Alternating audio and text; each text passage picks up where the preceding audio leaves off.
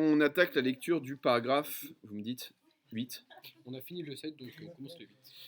Mais aussi peut-il arriver que ces mêmes choses, que je suppose n'être point, parce qu'elles me sont inconnues, ne sont point en effet différentes de moi que je connais.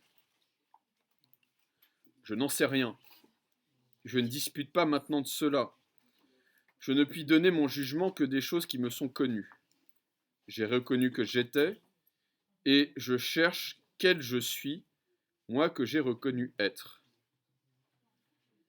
Or, il est très certain que cette notion et connaissance de moi-même, ainsi précisément prise, ne dépend point des choses dont l'existence ne m'est encore connue, ni par conséquent et à plus forte raison, d'aucune de celles qui sont feintes et inventées par l'imagination.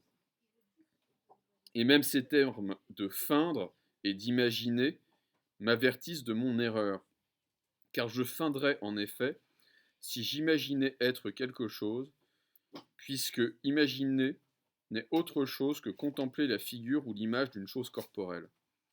Or, je sais déjà certainement que je suis, et que tout ensemble, il se peut faire que toutes ces images-là, et généralement toutes les choses que l'on rapporte à la nature du corps, ne soient que des songes ou des chimères. Ensuite de quoi, je vois clairement que j'aurais aussi peu de raison en disant j'exciterai mon imagination pour connaître plus distinctement qui je suis, que si je disais je suis maintenant éveillé et j'aperçois quelque chose de réel et de véritable.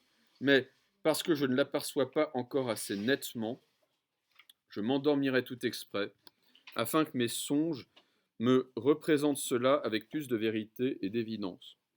Et ainsi je reconnais certainement que rien de tout ce que je puis comprendre par le moyen de l'imagination n'appartient à cette connaissance que j'ai de moi-même, et qu'il est besoin de rappeler et détourner son esprit de cette façon de concevoir, afin qu'il puisse lui-même reconnaître bien distinctement sa nature. Jules, on troque. Je vous donne mon texte et Je gagne de change. parce qu'il y a des notes qui ne vont absolument pas dans votre édition. Et ça, je m'en suis rendu compte. Alors, ça nous donne quoi? Ça nous donne page. On en était où? Vous en êtes où là? 98. Ok. Alors, que fait Descartes dans ce paragraphe? Descartes va faire quelque chose de très important et en même temps qui n'a l'air de rien. C'est qu'il va distinguer la pensée de l'imagination. Nous avons tendance à considérer que penser, c'est imaginer. Pour le dire encore autrement, nous avons tendance à penser par image.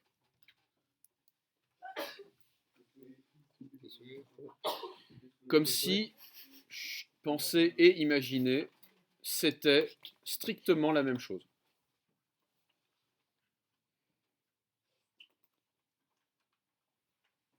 Or, qu'est-ce que l'imagination? L'imagination, c'est la faculté qui me permet de me représenter, comme son nom l'indique, des images. Et qu'est-ce qu'une image? Oui. Oui, j'y viens tout de suite après.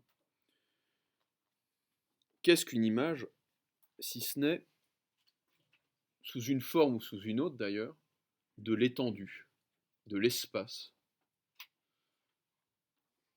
Imaginer, c'est se représenter une figure en fait, pour Descartes.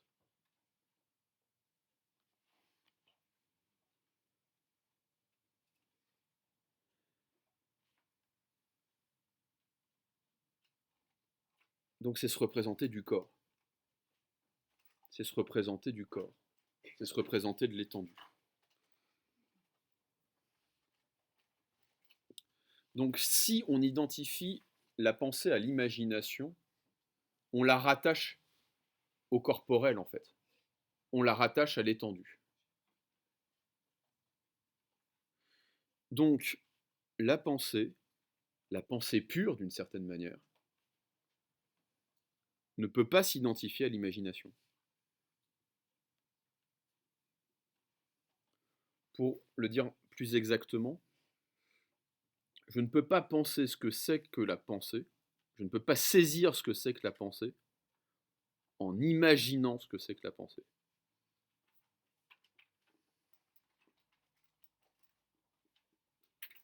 Je ne peux pas imaginer de la pensée parce que ça voudrait dire la rendre corporelle, la rendre étendue, en proposer une image en fait.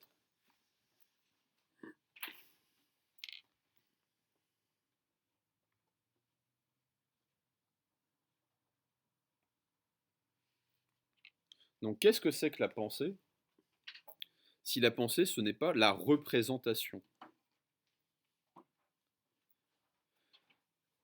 C'est assez compliqué en fait. C'est pas évident du tout. Lorsque on dit qu'on pense à quelque chose, on se la représente. Penser à une table, c'est peut-être avoir l'image mentale d'une table, la représentation d'une table dans son esprit. Et Descartes nous dit non, la pensée, c'est pas ça. La pensée, c'est pas l'imagination. Juste un point pour que les choses soient claires. Quand Descartes parle d'imagination, il ne parle pas simplement de l'imagination délirante qui fait que je me rêve maître du monde ou Luke Skywalker ou peu importe. C'est pas ça l'imagination. L'imagination, c'est la faculté de se représenter des images. Ça peut être, d'une certaine manière, le souvenir. C'est tout ce qui est quand même attaché au visuel, au sens de la vue. Et Descartes nous dit la pensée est au-dessus de l'imagination.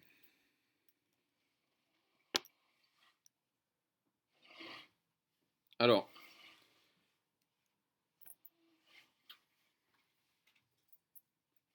une remarque sur... Attendez, c'est quoi la note qui est complètement délirante?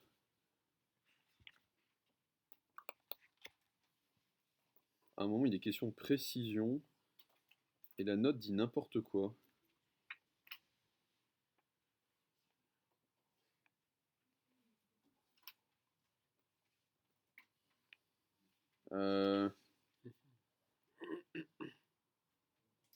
Ah, c'était avant. C'était page 97. Page 97, s'il vous plaît, du texte. Donc c'était le paragraphe 8 pour le coup. Ou 7, je sais plus. C'était le paragraphe 8. Vous avez une note qui dit, qui parle de précisément parlant. Ok. Et la note, c'est l'adverbe précisément est à comprendre au sens de rigoureusement. C'est une grosse bêtise. Une grosse bêtise. Précisément, ça veut dire indépendamment.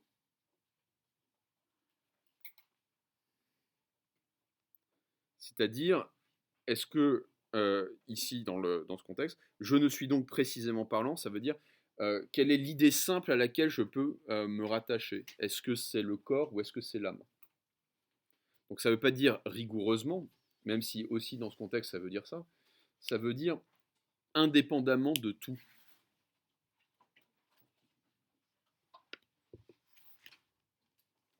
Donc voilà, j'ai corrigé cette note. Si je vois d'autres bêtises, je vous le dis. Je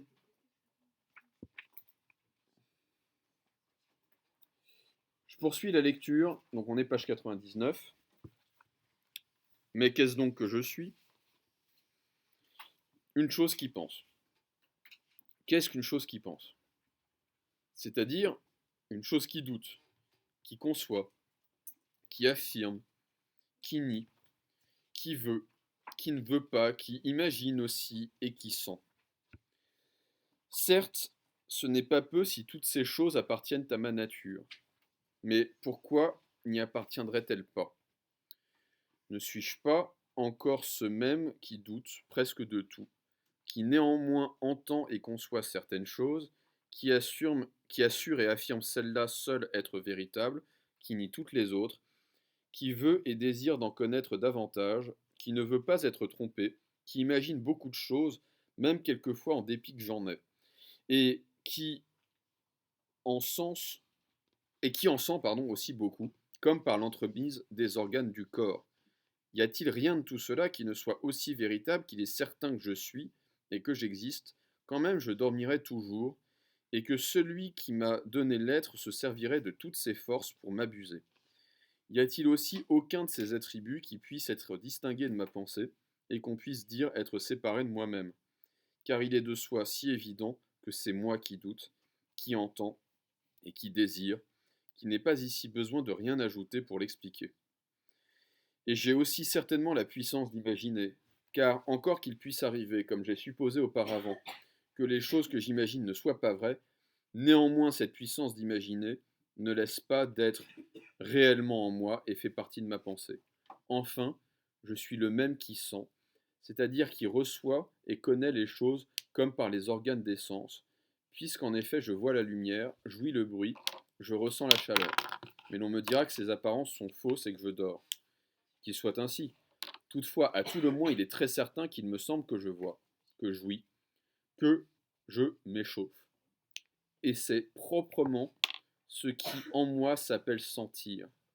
Et cela pris ainsi précisément n'est rien autre chose que penser. D'où je commence à connaître quel je suis avec un peu plus de lumière et de distinction que ci-devant. Alors, texte qui est très important. Que nous dit Descartes? Descartes nous dit ce que c'est que penser. Et donc vous pouvez le noter. En fait, Descartes reprend l'ordre chronologique, en grande partie, il reprend l'ordre chronologique des méditations. Il dit que d'abord, penser, c'est douter. Penser, c'est douter. Ensuite, c'est concevoir. Donc, penser, c'est douter, c'est le début de la première méditation. Penser, c'est concevoir, et qu'a fait Descartes au début de la deuxième moitié de la première méditation, il a conçu l'idée de Dieu. Ensuite, affirmer et nier, c'est juger, en fait. Et ça, c'est ce qu'il refuse de faire précisément à la fin de la première méditation. Qui veut, qui ne veut pas, puis qui imagine, et l'imagination, on vient de voir, et qui sent. Alors, je vais me concentrer sur cette conception de la pensée. Premièrement, que remarque-t-on? Descartes va concevoir ce qui était conçu par Aristote en termes d'attributs ou d'accidents sous forme d'action. Ce qui était un attribut, c'est-à-dire une disposition de l'âme, un état de l'âme, est conçu par Descartes, non pas en termes d'état, mais en termes d'action. Descartes ne dit pas « je suis un être imaginant ou doté d'imagination, doté de sens, etc. » Il dit « je suis une chose qui pense, c'est-à-dire une chose qui doute, etc. etc. » Autrement dit,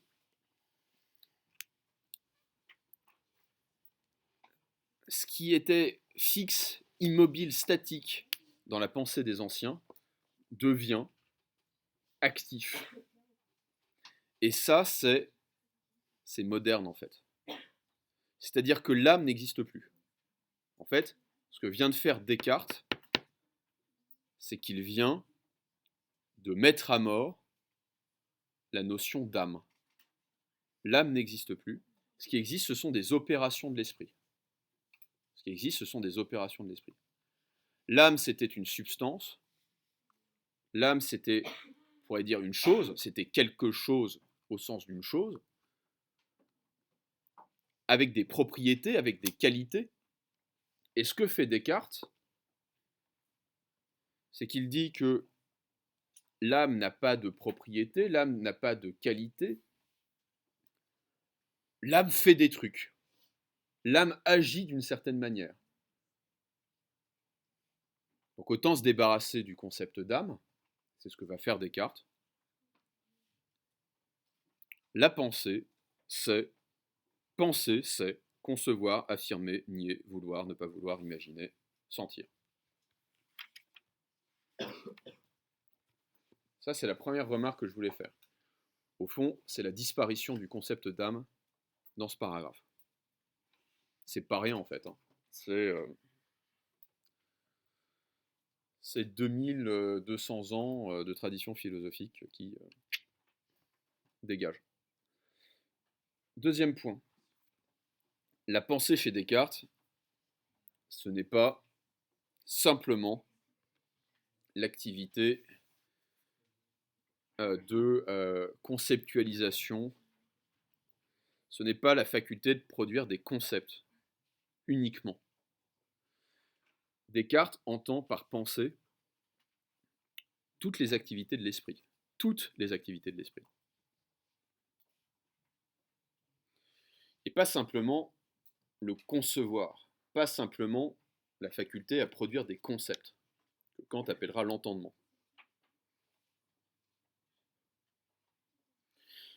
La pensée, c'est aussi la volonté. Lorsque je veux quelque chose, lorsque je désire quelque chose, je pense. La pensée, c'est aussi l'imagination. Je reviendrai dessus. Et enfin, la pensée, c'est aussi l'imagination et, surtout la sensation. Donc là, on se dit, qu'est-ce qui n'est pas pensé? Qu'est-ce qui échappe à la pensée? Donc en fait, point remarquable, la pensée, c'est pas strictement et exclusivement intellectuel. La pensée englobe trois facultés que sont l'imagination, la volonté, l'imagination et la sensation.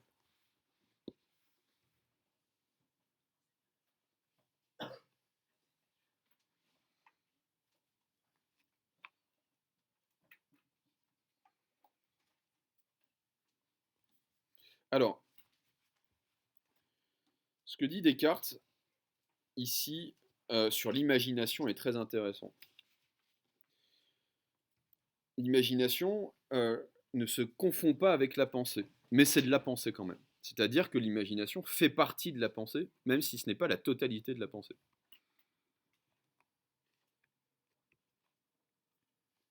Et au fond, ce que va dire Descartes de l'imagination, il le dit aussi de la sensation.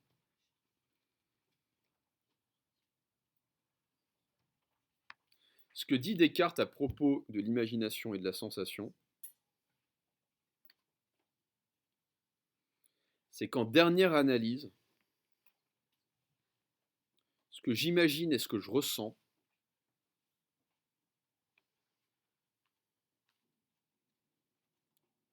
je ne le vois pas, je ne le touche pas, je ne le goûte pas, je ne l'entends pas, je le pense. Je le pense. Alors, pour comprendre cela, on va faire un tout petit détour par un texte de Descartes qui s'appelle la dioptrique. Je crois que je vous en avais déjà parlé. La dioptrique, c'est ce texte de Descartes qui est vraiment un travail de recherche en physique. C'est le texte de Descartes dans lequel il formule les lois de réfraction de la lumière, à savoir que quand un rayon lumineux change de milieu, par exemple quand il passe de l'air à l'eau, il va changer de direction selon un angle qu'on peut calculer. Dans le discours numéro 4 de la dioptrique.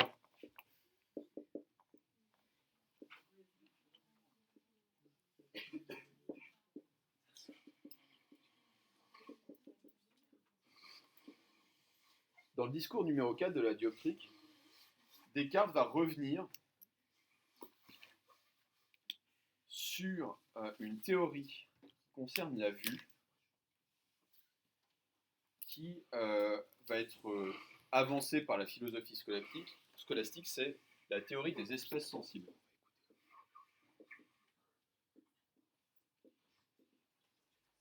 On pourrait appeler ça espèce, ici c'est la même chose que apparence, la théorie des apparences sensibles. Ouais. Oui, si vous voulez. Comment est-ce qu'on se représente ce que c'est que la vue au Moyen-Âge et en fait jusqu'à Descartes? De manière assez folklorique, hein, de manière assez marrante. Ce qu'on imagine, en particulier depuis les atomistes de l'Antiquité, c'est que lorsqu'on voit quelque chose, cette chose émet des espèces de petites images flottantes qui vont frapper la rétine. Autrement dit, voilà, je prends Sam, je regarde Sam et Sam va s'imprimer. C'est comme ça qu'on se représente la vue de l'Antiquité jusqu'à l'époque moderne. C'est comme ça qu'on se représente la vision.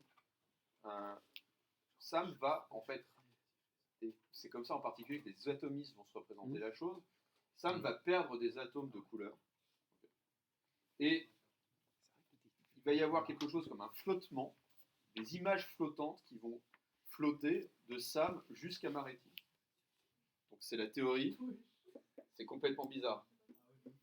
C'est la théorie des espèces sensibles. On n'arrive pas à se représenter la vision autrement. En vrai, c'est un vrai problème. Comment est-ce que vous représentez le phénomène de la vue? Vous êtes un paysan du Moyen-Âge, comment est-ce que vous représentez, ou même un savant du Moyen-Âge, comment vous représentez ce que c'est que voir? Qu'est-ce qui se passe dans l'œil et ensuite dans le cerveau lorsqu'on voit? Et Descartes va critiquer la théorie des espèces sensibles de la manière suivante. Imaginons que ce soit vrai. Autrement dit, là je représente Sam de manière absolument schématique. Voici Sam. Voici mon œil. Et Sam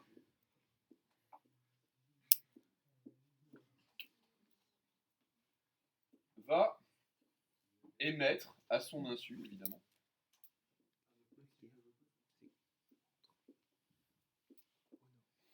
vous avez ça expliqué de manière complètement surréaliste dans les textes d'Épicure et surtout de Lucrèce.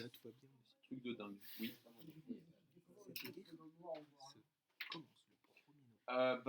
Les cordes n'émettent. Non mais en gros, c'est du délire. C'est-à-dire qu'effectivement, on devrait quand même se rendre compte que la vue est liée à la lumière. À partir du moment. En fait, le noir, ça serait quelque chose comme une absence d'émission d'atomes colorés. Et ce que les atomiciens de l'Antiquité, les philosophes atomistes de l'Antiquité n'expliquent absolument pas, c'est par exemple le changement de couleur. Par exemple, je regarde votre pull et il n'est pas marron de manière uniforme. C'est-à-dire qu'en fonction de la lumière, il est plus ou moins clair. Ça, ils n'arrivent pas du tout à l'expliquer. En fait, franchement, on doit énormément à Descartes et ensuite à Newton pour ça. C'est-à-dire se rendre compte. Et en vrai, avant Descartes, pardon, on ne se pose pas ce genre de questions. Donc c'est vraiment révolutionnaire de ce point de vue-là. Alors, Descartes va dire deux choses. Bon, alors, première chose, évidemment, si ça fonctionnait vraiment comme ça, pourquoi est-ce que je vois Anaïs en plus grand que ça? C'est-à-dire si la vision consiste en la réception d'images flottantes, comment expliquer que je ne vois pas toutes les choses à la taille qu'elles ont véritablement? Autrement dit, je ne devrais pas avoir d'effet de perspective. Ça, c'est... Donc en gros, je devrais avoir tout, non pas selon voir tout selon un effet de perspective, mais voir tout à l'échelle. Voilà. Titouan, 1m80, 1m80, et je sais pas moi, on va pas être, voilà, vous, plutôt, 210 de QI. pas 1m80 quoi. Donc, et je devrais voir, en fait, je devrais voir Titouan en très très grand, et vous en tout petit, alors que je vous vois quand même plus grand qu'Anaïs. Donc, ça c'est la première critique de Descartes, c'est que ça tient évidemment pas debout. Et la deuxième critique de Descartes, c'est que si ça fonctionnait véritablement, il faudrait en déduire que l'image de Sam, pour reprendre Sam, va s'imprimer là.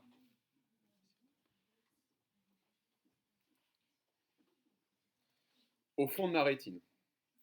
Autrement dit, la manière dont les anciens perçoivent la vue, enfin conçoivent la vue, s'imaginent la vue justement, c'est que des objets vont s'imprimer, vont faire comme des espèces de petits tableaux au fond de ma rétine.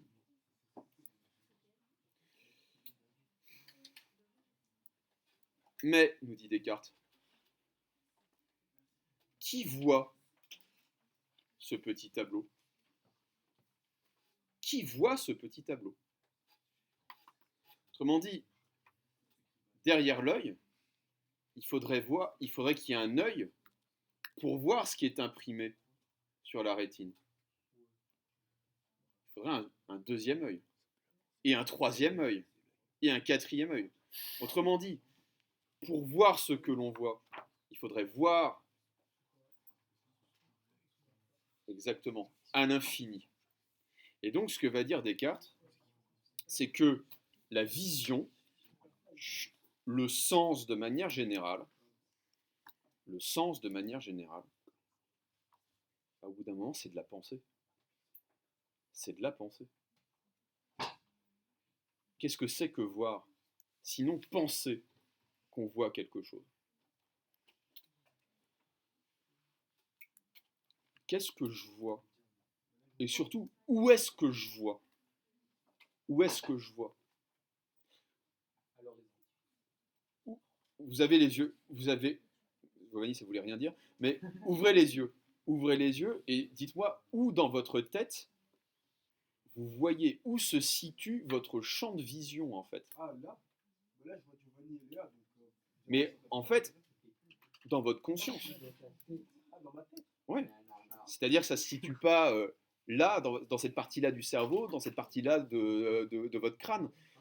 Votre vision, c'est de la pensée. C'est de la pensée.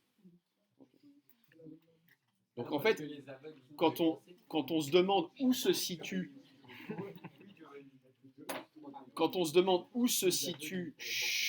où se situe l'image que nous voyons, la réponse est, mais non, la réponse est nulle part. C'est-à-dire que c'est pas dans un lieu. Vous comprenez? Quand vous voyez quelque chose, vous ne voyez pas le point à partir duquel vous voyez. On est d'accord?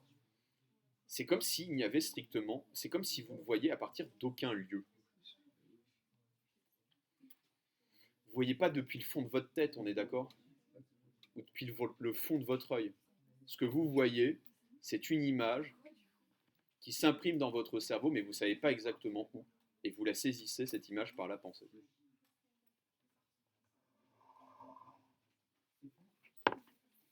Alors c'est exactement ce que veut dire Descartes. Ce que veut dire Descartes, c'est que quand on voit, on pense. Quand on a des sensations tactiles, quand on touche quelque chose, on pense. Quand on a un goût, on pense. Et quand on entend, on pense.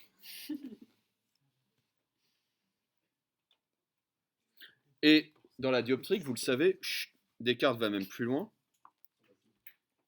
c'est qu'il affirme qu'on n'a aucune raison de supposer on n'a aucune raison de supposer que ce que l'on voit ressemble vraiment à ce qui est vu. Et en particulier, c'est le cas des couleurs.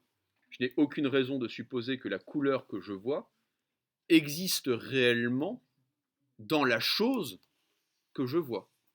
Le marron du pull d'Imran, est-ce qu'il est réellement dans son pull? La réponse c'est non. Autrement dit, ce que je vois, ce n'est pas la réalité telle qu'elle est, et c'est la réalité telle que je la pense, telle que je la pense, c'est-à-dire ici telle que je la perçois.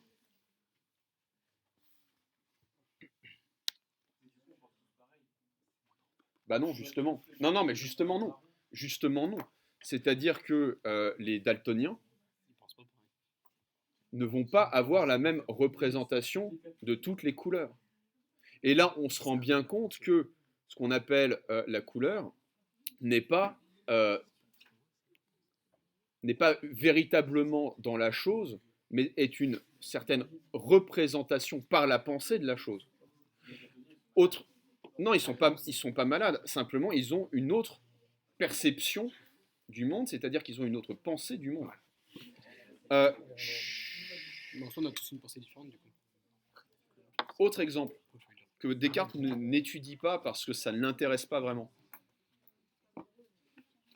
On sait aujourd'hui, et c'est assez facile de le tester, grâce à certains progrès techniques de la science, on sait qu'il y a beaucoup d'animaux qui ne se représentent pas la profondeur de la même manière que nous. Et d'ailleurs, il y a certains êtres humains qui ont des problèmes de... Enfin, il y a certains individus humains qui ont des problèmes de ce qu'on appelle de profondeur de champ. C'est la pensée, c'est du coup. On dit qu'ils ont du mal à voir la perspective. Mais certains animaux vont voir ce qui est proche d'eux beaucoup plus grand que ce que nous percevons la chose. Vous avez déjà, Pensée, est-ce que vous avez déjà regardé à travers ce qu'on appelle un zut, une lampe. non pas une lampe, non pas une loupe. Comment, Ah, des comment ça jumelles. s'appelle la lorgnette qu'il y a dans les portes? Excusez-moi, je perds mon vocabulaire. La serrure. Le petit trou de la Un, serrure. un Judas, exactement. Quand vous regardez le monde à travers un Judas, ce qui est très très proche de la porte vous apparaît de manière déformée. Okay. C'est un effet d'optique. Vous avez, en gros, c'est un effet loupe d'une certaine manière. Et c'est quelque chose qu'on peut reproduire très facilement. Imaginez que notre œil soit fait comme un Judas. Imaginez que notre œil soit fait comme un Judas. On verrait le monde tout à fait différemment. Et pourtant le monde serait tel qu'il est. Le monde serait tel qu'il est. Et nous le percevrions différemment. Donc, tout cela pour dire que On n'a pas la même pensée. c'est surtout que la perception est une affaire de pensée et pas une affaire de corps. C'est une affaire de représentation dans la conscience. Du coup, si on voit la même chose, on n'a pas la même pensée sur le même truc. Du coup, des individus qui... c'est pas ça. C'est pas tout à fait ça. Alors même qu'on verra la même chose, on n'aura pas la même perception de la chose. Ok ?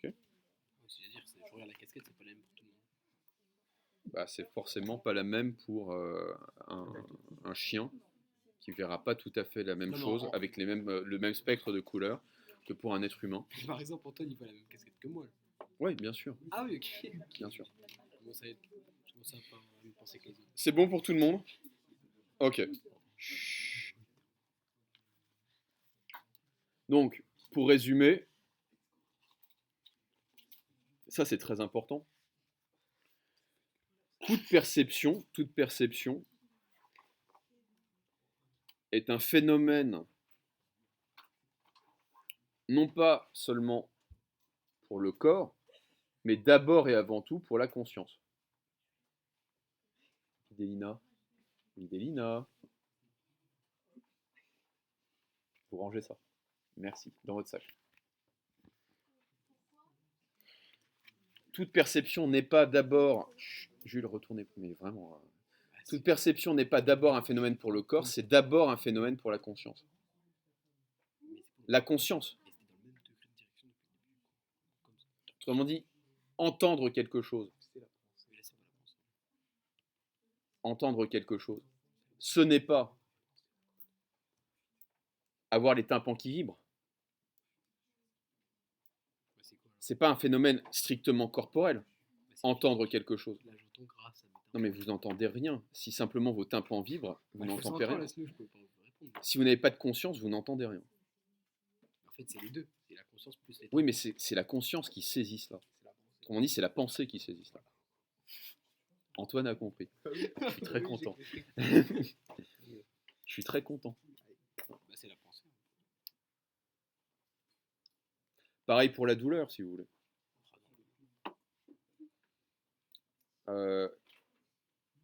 Vous avez certains individus qui peuvent être placés sous anesthésie générale, ou plutôt une anesthésie locale. Il va se passer quelque chose au niveau de leur corps. Et il ne se passera rien au niveau de leur conscience. Est-ce qu'ils éprouveront de la douleur? Non. Autrement dit, la douleur, c'est de la pensée. C'est parce que je pense que je souffre, que je souffre. Si je ne pense pas que je souffre, est-ce que je souffre? Non. C'est bon ça, Jules? Non, pas du tout. Ok. Mais si, en fait, je t'explique. Non, mais. Je vous mets KO. Je vous mets une énorme patate, Jules. Ok. Je vous mets KO et ensuite, je m'acharne sur vous. C'est-à-dire que je vous tabasse. Mais comme vous êtes KO, est-ce que vous allez éprouver de la souffrance? Bah non. Non. Bah si, le Et KO, pourtant, il est KO. ouais. Mais une fois que vous êtes par terre, vous êtes KO, voilà. Il n'y a plus rien. Knockout. Ensuite, je vous tabasse. Je m'acharne sur vous. Je vous pète les côtes. Ok? Et pourtant, il ne va rien se passer pour vous parce que vous n'allez pas être capable de vous le représenter, de le sentir, Mais parce après, que vous ne penserez pas. c'est-à-dire que après, quand je me fais me réveiller, Ah bah là, vous avez pensé, Pardon, ouais. Et donc, vous allez souffrir.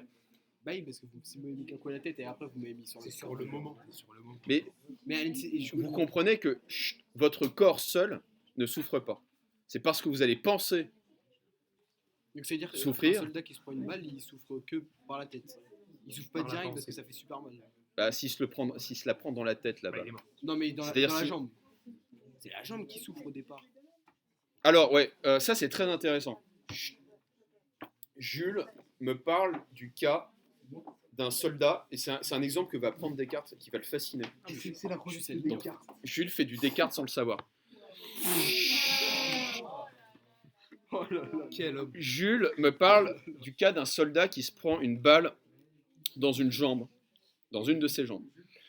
Descartes va prendre le cas d'un soldat qui se prend une balle dans le ventre. Ok. Et ou d'un coup d'épée dans le ventre. Descartes va remarquer, et en fait il parle d'expérience parce qu'il a été soldat, qu'il y a certaines blessures qui sont en apparence totalement anodines, qui vont se révéler mortelles, parce que quand vous êtes sanglé dans une armure, vous ne voyez pas forcément le sang couler, et vous n'allez pas forcément souffrir. C'est-à-dire que sanglé dans une armure, parfois il y a une toute petite blessure, qui va faire que vous allez quasiment rien ressentir. Vous allez avoir une hémorragie, votre sang va s'écouler,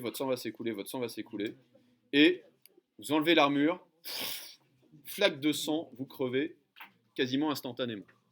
Okay. Ici, le problème, c'est pas qu'il ne s'est rien passé au niveau de votre corps, c'est qu'il ne s'est rien passé au niveau de votre pensée. Vous n'avez pas pensé, Tu penses pas à la vous n'avez pas pensé avoir été blessé, alors que vous étiez blessé. Non, moi c'est l'anesthésie, ça me parle. Donc, Je pense plus. ici, le problème, c'est que vous avez une blessure au niveau du corps sans souffrance. Vous allez échapper à la souffrance parce que, votre corps n'est pas assez sensible parce que vous allez prendre un shoot d'adrénaline et vous ne vous rendez pas compte que vous êtes blessé, parce que vos sangles vont faire que ça va atténuer votre souffrance sur le coup. Okay. Mais c'est Donc vous ne souffrez pas parce que vous n'êtes pas capable de... Enfin, vous ne pensez pas que vous souffrez. bah, c'est le but de l'anesthésie. Ouais, c'est le but de l'anesthésie. Mais du coup, la souffrance, est-ce qu'elle est dans le corps ou est-ce qu'elle est dans l'esprit? Encore une fois, si je tabasse un corps qui est sous anesthésie générale, est-ce qu'il souffre? Bah, à force, il va peut-être se réveiller. Ouais, mais c'est à partir du moment où il se réveillera, c'est-à-dire c'est à partir du moment où il pensera qu'il souffre, qu'il souffrira. Bah, c'est comme tabasser un corps qui est mort. C'est exactement... Bah, Jules, encore une fois, il a tout compris. En fait, il a tout compris. Il a tout compris. Si je tabasse un cadavre, Grâce à Antoine. ce cadavre ne souffre pas. Voilà, c'est aussi simple que ça. Grâce à la C'est pensée. bon? Tout En fait, c'est simplement. que de la pensée. Bon, on s'arrête là. On fait du troc. À la place. Merci. Troc. Donc si vous pouvez retenir que la sensation c'est de la pensée, c'est déjà pas mal.